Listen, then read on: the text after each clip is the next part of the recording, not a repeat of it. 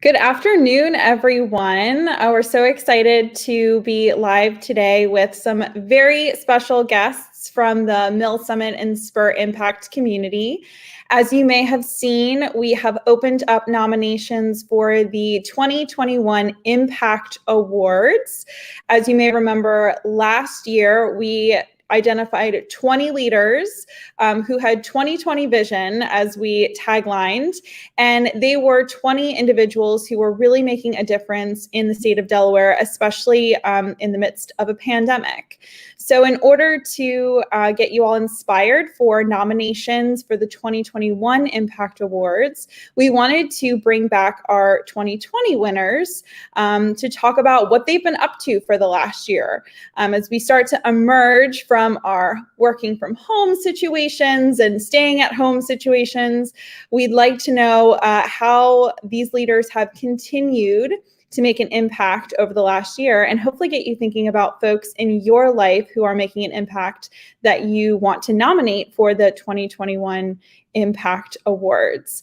We'll be sure to link to the nomination form, so you can find that in the comments. It's also on our social media accounts, so you can feel free to nominate more than once. We encourage you to nominate as many folks as you can think of.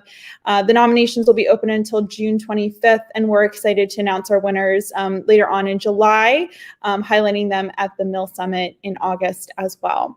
So without further ado, I'd like to welcome in our guests this afternoon, which we're thrilled to have with us. We have Brian, Jen, and Alexandria, and we're just so pumped. Everyone is either working from home, it looks like in an office, or on their porch, which is just like a wonderful array of the hybrid working situations that we're all experiencing right now. So thank you all so much for joining the call, the live stream this afternoon. I'm going to let you each introduce yourselves so you can tell us the best things, all the things that you want us to know about who you are, how you spend your time, who you work with, what you do, how you make an impact, all of those great things, maybe your dog's name, if that's something you feel so moved to include. So Alexandria, why don't we start with you? Thanks so much, Valerie. I was afraid I was going to be first, being the A, but yeah, thanks so much for having me. Alexandria Likanchuk. I work for Atlantic City Electric. I'm part of the governmental and external affairs team. I have a line of sight on employee engagement, philanthropy, and our community support across the entire territory. I do oversee New Jersey. I was very excited to be honored in Delaware. And just to tag back to that, I have a lot of roots in Delaware. I am a Ursuline grad. I won't say what year, but it's always been, I was born a Jersey girl. I feel like I am a Delawarean, and I embrace that wholeheartedly. So there's that little bit. And as an Exelon utility, one of our sister companies, Delmarva Power, services you guys, and I have close ties with them. A little bit about me: I serve on the Salem Chamber of Commerce Board. I also support American Red Cross, American Heart Association, the Community Food Bank, lots of others, Boys and Girls Club, Big Brothers, Big Sisters.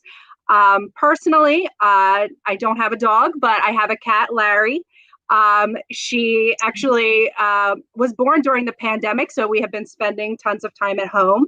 I have a wonderful family. I have a twin sister, Anastasia, a great boyfriend. So, this pandemic has been working out for me.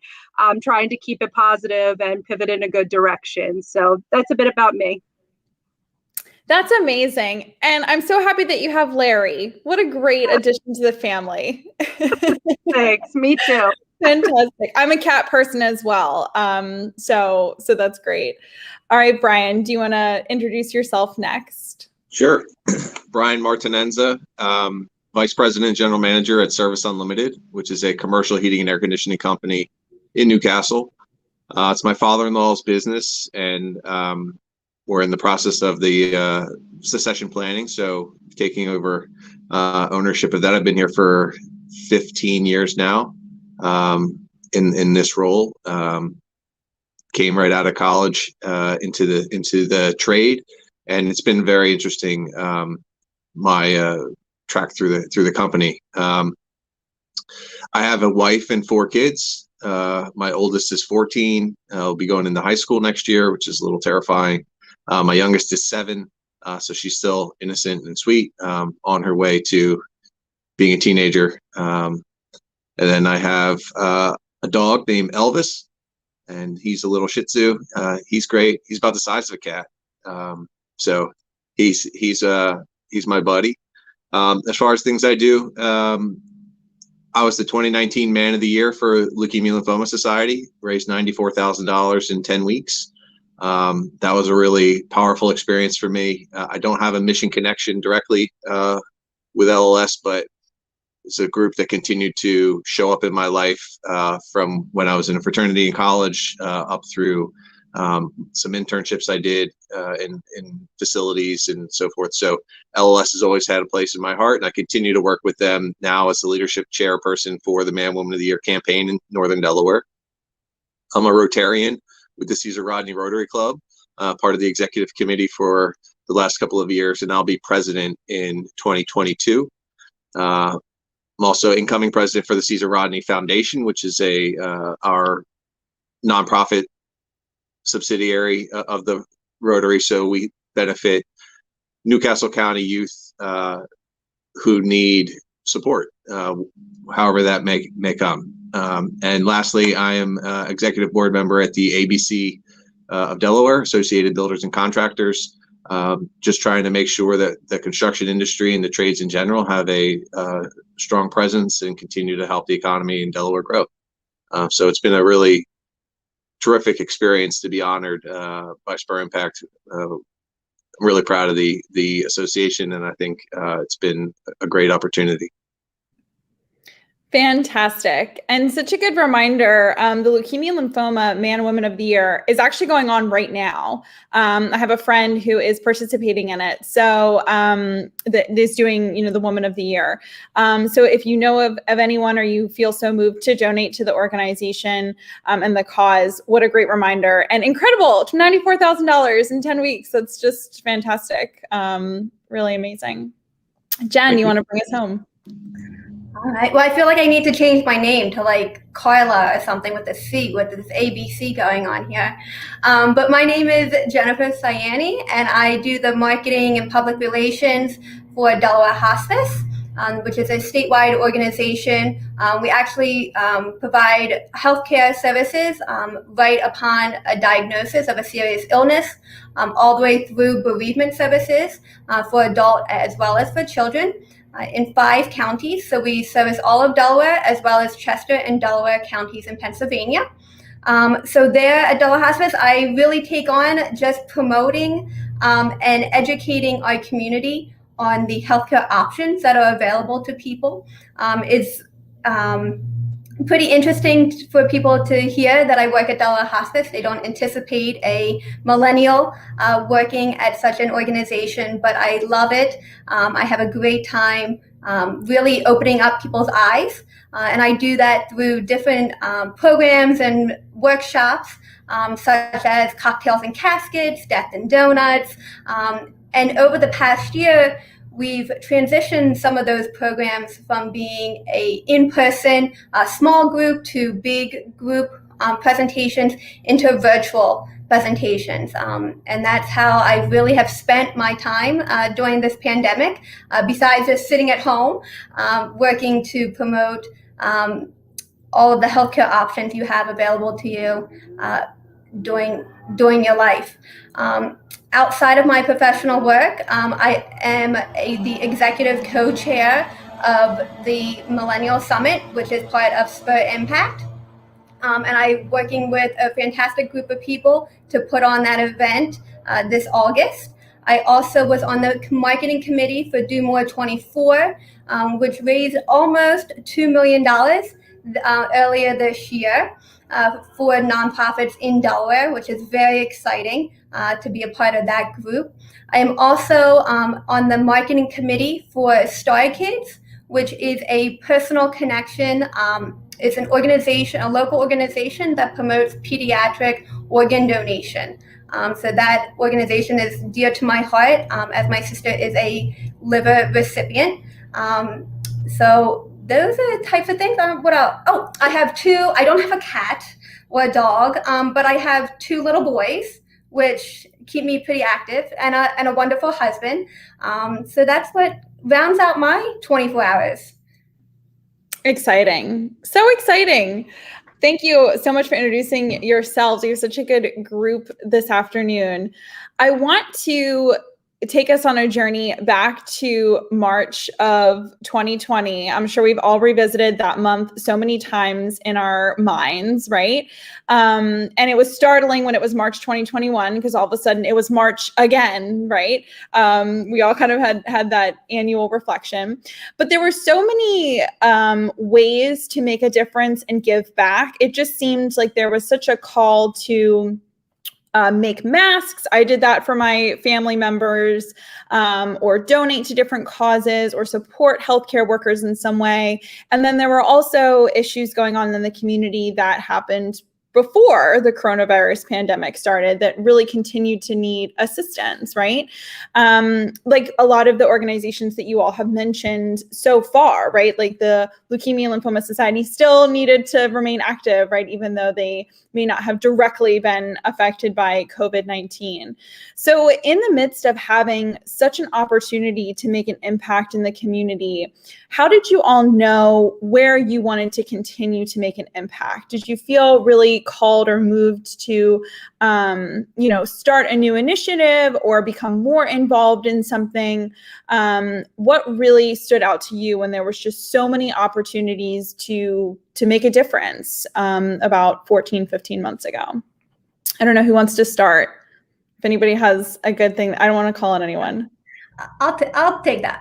Great. I think I had been part of Do More 24 pre-pandemic, and we did a great job, and it was a great success in previous years. But I think with the pandemic and us being almost when Do More 24 went off this past year, we were really almost at that 12-month point. I think really putting more effort, more time into that initiative was my draw.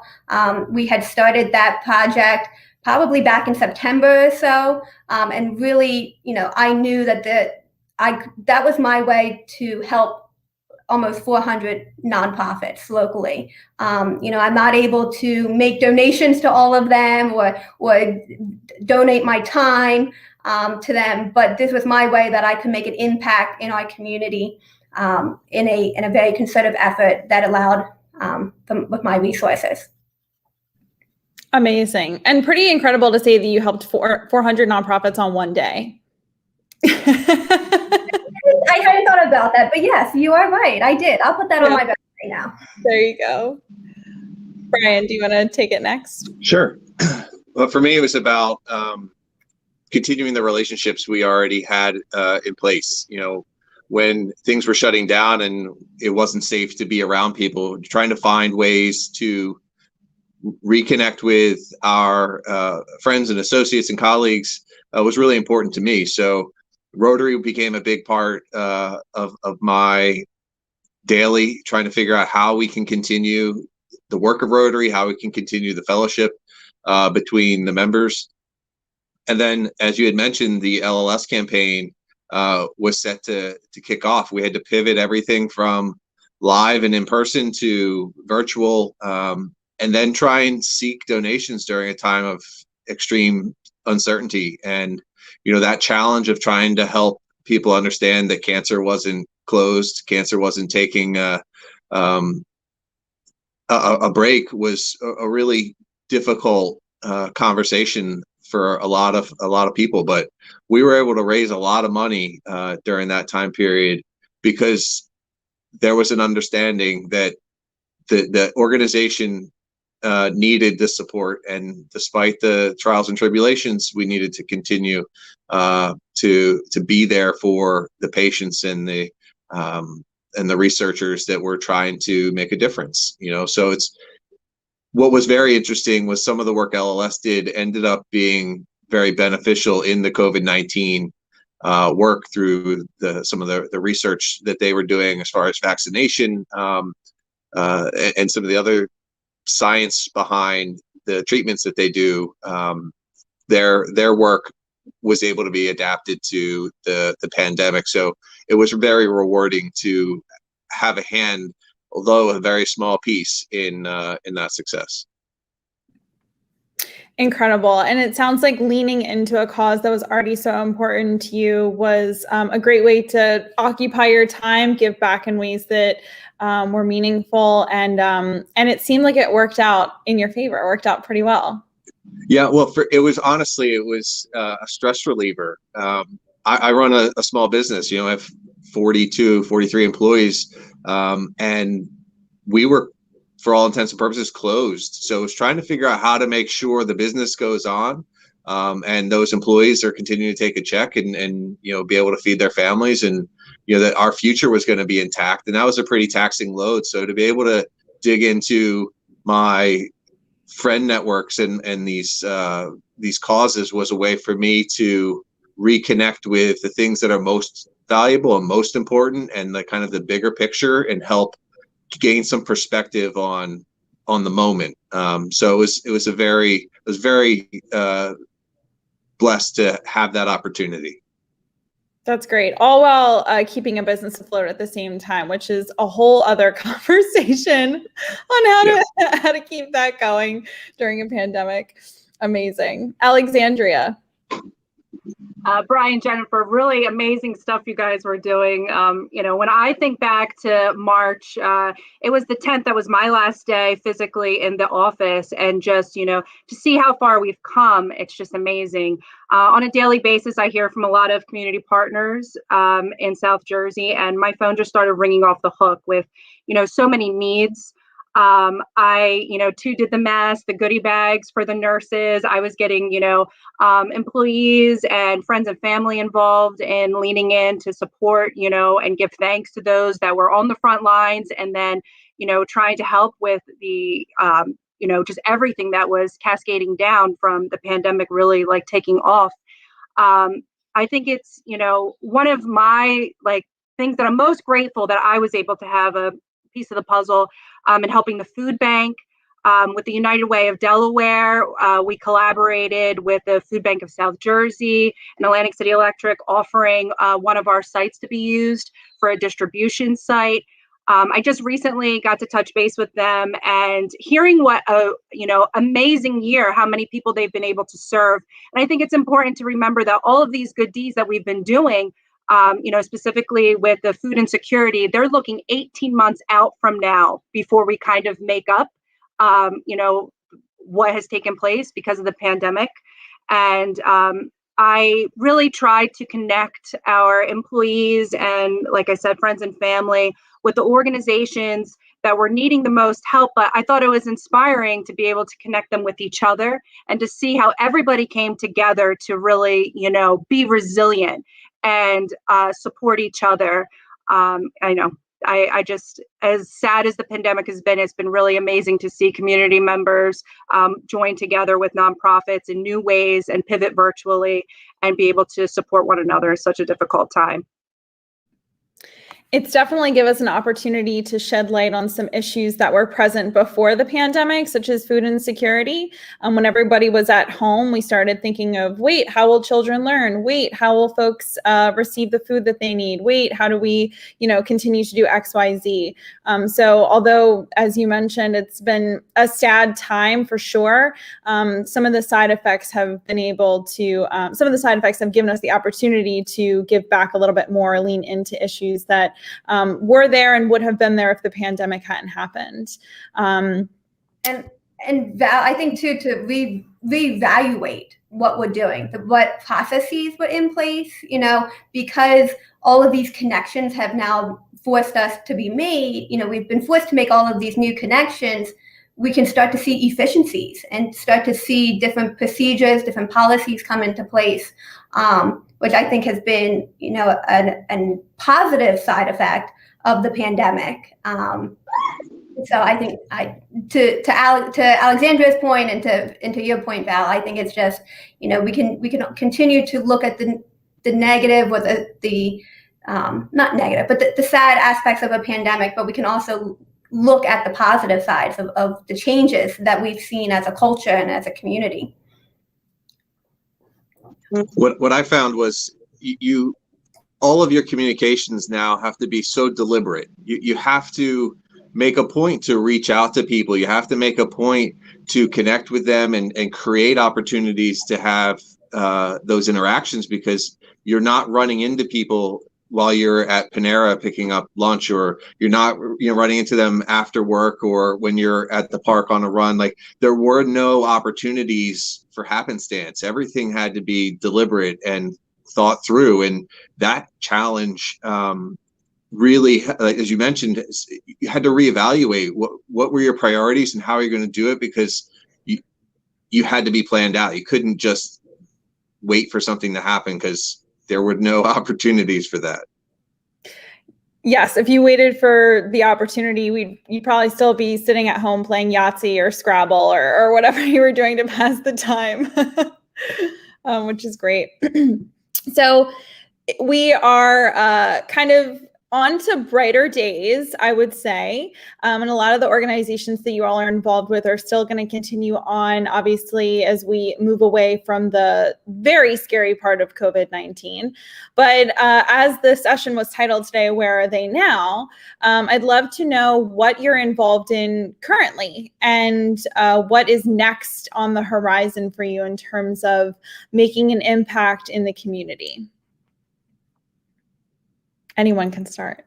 I'll start. I'm going to keep doing what I've been doing. I've discussed with my wife and my children, what are our priorities as a family, and my kids have really learned a lot through my association with the Rotary and through the LLS campaigns, and we've decided that collectively we're going to work towards that. My daughter's going to be a freshman at Wilmington Friends next year, and she's got some community service needs that come along with that. And she's been digging into the different activities we do. So for me, it's to continue the work that we've been doing and trying to expand those boots on the ground activities, right? I think before the pandemic, there was in kind of all the organizations a push towards financial support and being there for the organization. But I think this has helped me realize that we need to be doing more interaction, more helping people. People helping people is a really big deal. So my goal is to use LLS and the Rotary in particular to help individuals and make those personal relationships more special and more impactful. Amazing. Go ahead, Alexandria. I'll jump in. I think, for me going forward, I really want to shine a bright light on the direction that we're going. I think, everybody getting to be in this difficult time together. I want to keep that connectivity and trying to move us all forward in a positive direction.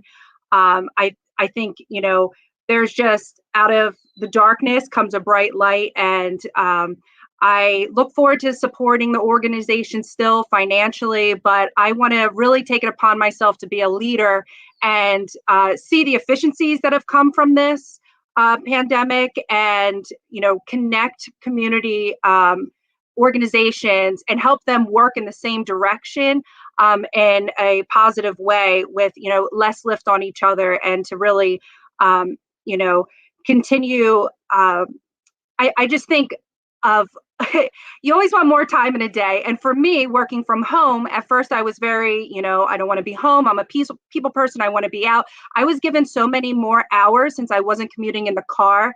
I agree with you. You didn't get to see people at Panera, but I was able to spend so much more time connecting with those, organizations and community partners that I didn't have as much time with virtually. And so, just looking forward to better days and working in a more efficient way.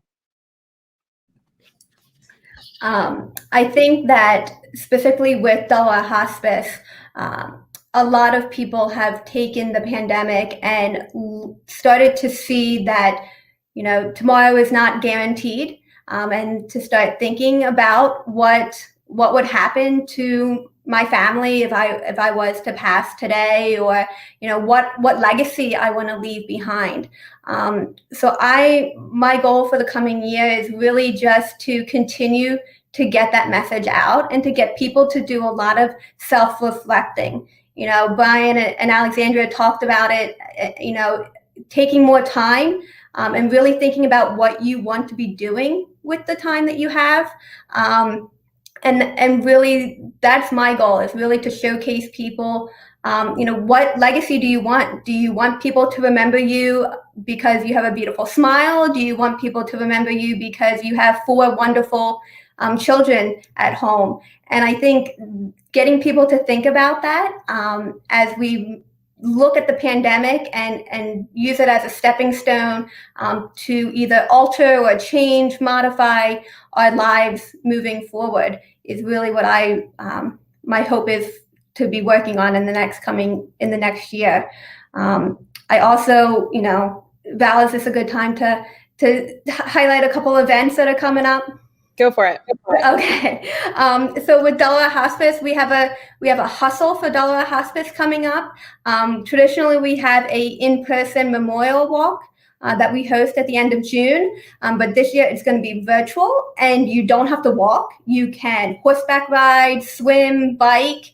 So do all of the fun things, and that's coming up June 21st through the 27th. So please check out our website, delawarehospice.org. And also we have the MILLSUMMIT coming up August 2nd through the 4th. I think early tickets go on sale next week. So please be on the lookout. It's a great time. Last year we had almost 1,000 people attend the event, and it will really highlight some different tracks and different programming and panels that would be of interest to everyone. Thanks for that MILLSUMMIT plug. That's perfect. And to that point, the MILLSUMMIT Planning Committee is made up of people like the people on this call and like you watching. So we're paying attention to the topics that are timely. We're making sessions that are important to our MILLSUMMIT community. I know there's some sessions specifically on the grief that we all face during the pandemic. We have some diversity, equity, and inclusion topics. We have an amazing lineup of keynote speakers. So we are definitely addressing the topics that we've all been experiencing. And the nonprofit committee is also putting together a lot of ways to make impacts in the community as well. So if you're feeling inspired by the work of Jen, Brian, and Alexandria, which I know I am just from listening to all the work that you guys have accomplished over the last year and all that's to come, be sure to register for the MILLSUMMIT and learn how you can continue to get involved. I want to thank each of you for carving out time this Wednesday afternoon. And thank you so much for carving out even more time as you made such an impact that someone nominated you for this award and that you won, which is incredible to be our inaugural cohort of Impact Awardees.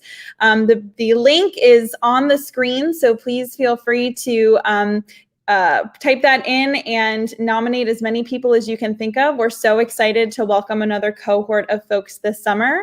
And we'll see you soon next week with more 2020 award winners from the Impact Award. So thank you all so much. Enjoy the rest of your afternoon. Thank you.